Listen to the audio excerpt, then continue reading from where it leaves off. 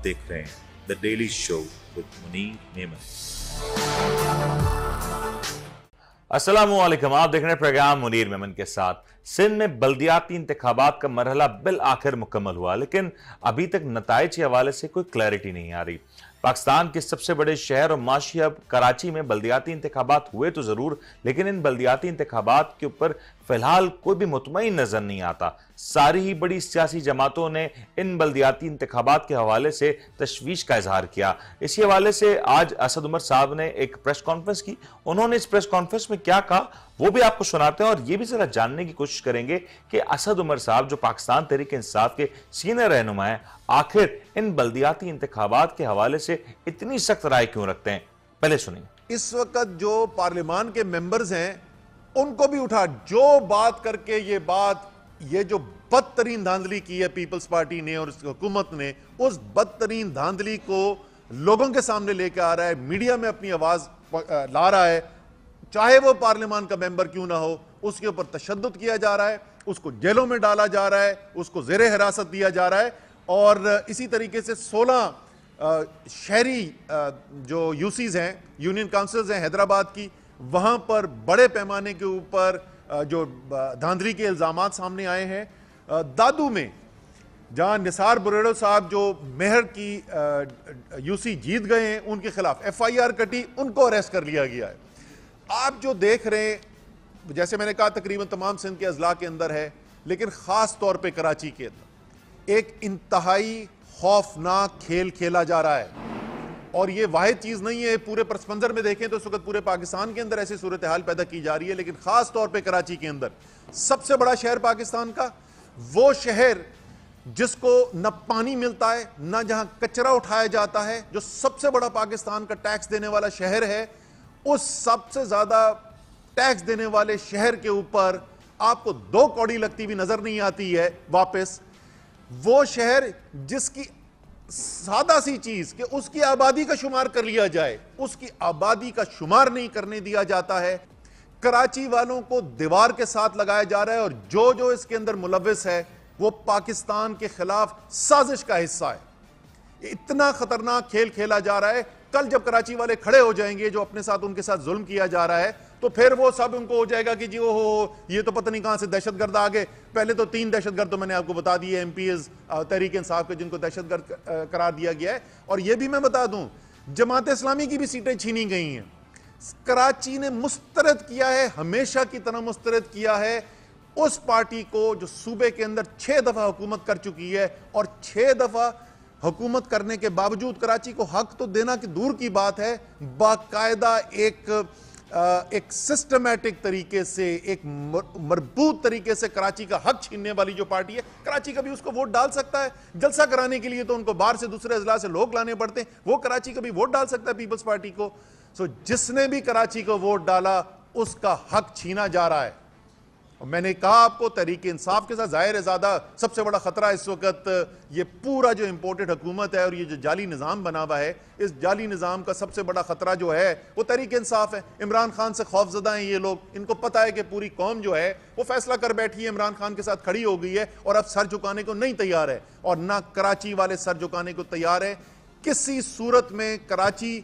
इस मुकामी हुकूमत के इलेक्शन को कबूल नहीं करेगा। हम इसको मुस्तरद करते हैं। तो आपने सुना कि किस अंदाज से असद उमर साहब फरमा रहे हैं कि इस पूरे के पूरे प्रोसेस को कलअदम करार दिया जाए, और बल्दियाती इंतखाबात में जो कुछ हुआ, जो कुछ धांधली की शिकायत देखने में आई, जो कुछ वीडियो फुटेजेस आई, उससे एक ही तौर पर पाकिस्तान तहरीक इंसाफ के तहफ़्फ़ुज़ात का उन्होंने इजहार भी किया। लेकिन पिछले प्रोग्राम्स में भी और आज भी कुछ सवालात हैं जो हम उठाएंगे और कोशिश करेंगे कि हुकाम बाला से, आला ओहदेदारान से, सिंध हुकूमत से, इलेक्शन कमीशन ऑफ पाकिस्तान से, और वो तमाम तर कुव्वतें, ताकतें जो पाकिस्तान के फैसला साजी में अहम किरदार अदा करती हैं, उसका जवाब दे सकें। हमें ना दे सकें, लेकिन कहीं ना कहीं किसी ना किसी प्लेटफॉर्म पे इन सवालात को एड्रेस कर सकें। बल्दियाती इंतखाबात जिस अंदाज से हुए, कराची में जिस अंदाज से बल्दियाती इंतखाबात का मेला सजा, पहले तो इस सवाल का जवाब दिया जाए कि आखिरी वक्त तक इस पूरे मरहले को मुतनाज़ा बनाया गया, अवाम को गुमराह किया गया, और ये किसके कहने पे हुआ, ये किसकी मंशा पे हुआ,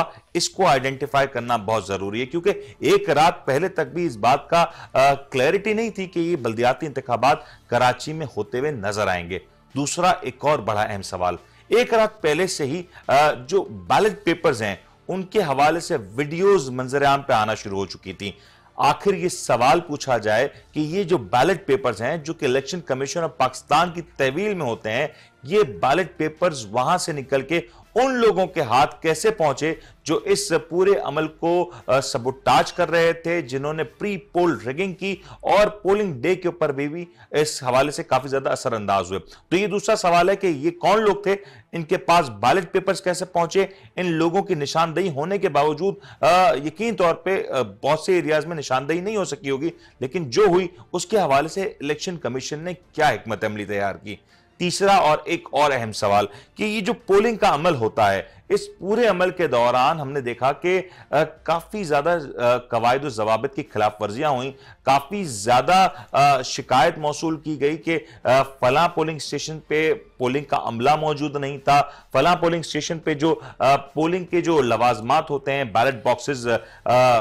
जो वोटिंग आईडीज होती हैं वो सारी नहीं पहुंच सकी, तो पोलिंग का अमल वहां पे ताखीर हुआ। तो उसके पीछे वजूहात कौन सी हैं, इसको भी आइडेंटिफाई करना होगा। फिर एक और बड़ी अहम चीज के पोलिंग के दौरान अमला किसने तायनात किया और अमला तायनात करने के पीछे क्या प्रोसीजर फॉलो किया गया, इलेक्शन कमीशन ऑफ पाकिस्तान ने उस हमले की क्या तरबियत की और एक रात पहले जो बल्दियाती इंतखाबात हां या ना की कैफियत में थे, उसके लिए जो अमला तैनात किया गया उसकी क्या ट्रेनिंग की गई और उनको उन पोलिंग स्टेशंस के ऊपर किस सोच के साथ, किस क्राइटेरिया के साथ वहां पे तैनात किया गया। यकीन तौर पे ये एक बड़ा अहम अमल होता है जिसके बाद पूरे का पूरा इलेक्शन प्रोसेस एक सवालिया निशान बन जाता है। सबसे एक और अहम सवाल, जब पोलिंग के दौरान बेजाब्तगियों की शिकायत मौसूल हो रही थी, जब वीडियोस देखी जा रही थी, जब बहुत से चेहरे बेनकाब हो रहे थे, तो उन पोलिंग स्टेशंस के ऊपर क्या कोई इलेक्शन कमीशन की जानिब से कार्रवाई की गई? क्या वहां पे इस तरह की बहुत सी मनाजिर देखने में आए कि जहां पे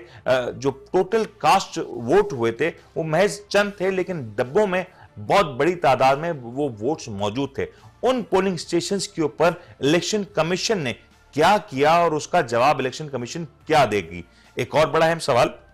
और ये सवाल ना सिर्फ इलेक्शन कमीशन से बल्कि सिंध हुकूमत से भी है। वो सवाल ये कि जब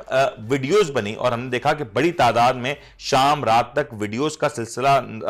आता रहा, उसमें बहुत से चेहरे ऐसे थे जो बेनकाब हुए, बड़ा क्लियरली उन चेहरों को देखा जा सकता था, लेकिन उन चेहरों को देखने के बावजूद अगर आप उनकी बॉडी लैंग्वेज देखें तो बहुत ही इत्मीनान के साथ अपना काम किए जा रहे थे, वो रिगिंग कर रहे थे और उनको शायद किसी बात का कोई डर खौफ नहीं था। और ये जो कुछ मरला हुआ, इस मरले के बाद सवाल उठाया जा रहा है कि आखिर वो लोग जो ये तमाम तर कार्रवाई कर रहे थे, जिनके वीडियो एविडेंस मौजूद हैं, आखिर वो तमाम तर लोग और वो तमाम तर मुताल्लिका अमला जो कि उस डिस्ट्रिक्ट का था या उस पोलिंग बूथ का था, वो आखिर कहां था? उस तमाम तर को क्यों नहीं अभी तक हिरासत में लिया गया, क्यों अभी तक पूछगछ नहीं की गई, जिसकी वजह से आज पूरे का पूरा इलेक्शन प्रोसेस मुतनाजा हो चुका है। याद रहे, ये पूरे के पूरे इलेक्शंस आपके और हमारे टैक्स के करोड़ों अरबों रुपए की लागत से होते हैं और इसका मकसद एक ऐसी क़यादत को सामने लाना है जो कि अवाम के मैंडेट को हासिल करके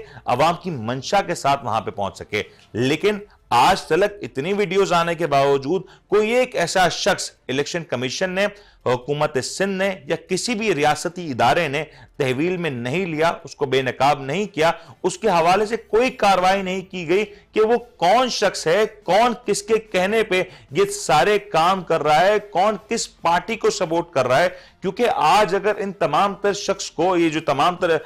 जो लोग हैं जो जिनके चेहरे वाजे हैं, अगर आज इनको तहवील में लिया जाए, इनके पास जो बैलेट पेपर्स मौजूद थे उनको तहवील में लिया जाए, तो ये बात यकीनी हो जाएगी, ये बात साबित हो जाएगी कि ये लोग किसके कहने पे, किसकी ईमा पे ये सारे के सारे प्रोसेस को एक सवालिया निशान में तब्दील कर रहे थे, किसके कहने पे ये सारे इलेक्शन प्रोसेस को सबोटाज किया गया और अवामी मैंडेट का मजाक उड़ाया गया। उम्मीद करते हैं कि इन सवालात के जवाबात हुक्काम बाला से, रियासती ओहदेदारान से, इलेक्शन कमीशन ऑफ पाकिस्तान से हमें मिलेंगे, किसी न किसी एक प्लेटफॉर्म पे जरूर मिलेंगे। और आवाम जो कि बड़ी मेहनत के साथ, बड़ी उम्मीदों के साथ वोटिंग के अमल में शामिल होती है, उस अवाम को भी मुतमईन किया जाएगा कि जो पूरे का पूरा प्रोसेस जहां भी खराबियां हुई उसको ना सिर्फ आइडेंटिफाई किया गया, रेक्टिफाई किया गया, बल्कि उन तमाम तर किरदारों को जो इस प्रोसेस को खराब करने के पीछे मुलविस थे उनको कैफरे किरदार तक पहुंचाया गया। क्या आपको लगता है कि ये सब कुछ होगा? अगर होगा तो यकीन तौर पे अवाम उसको ना सिर्फ उसको सराहेंगे बल्कि इस अमल की हम भी अपने प्लेटफॉर्म से भरपूर तौर पे तायीद करेंगे और हुकूमत का और हुकाम बाला और इलेक्शन कमीशन ऑफ पाकिस्तान का शुक्रिया अदा करेंगे। प्रोग्राम में ब्रेक शामिल करते हैं क्योंकि पाकिस्तान में इलेक्शंस के हवाले से तो मामला हमने देखे कि कुछ ज्यादा मुस्बत नहीं, लेकिन माशी सूरत हाल भी उतनी बेहतर नजर नहीं आती है। ब्रेक लेते हैं, ब्रेक के बाद हाजिर होते हैं। आप देख रहे हैं the daily show with Munir नेमत।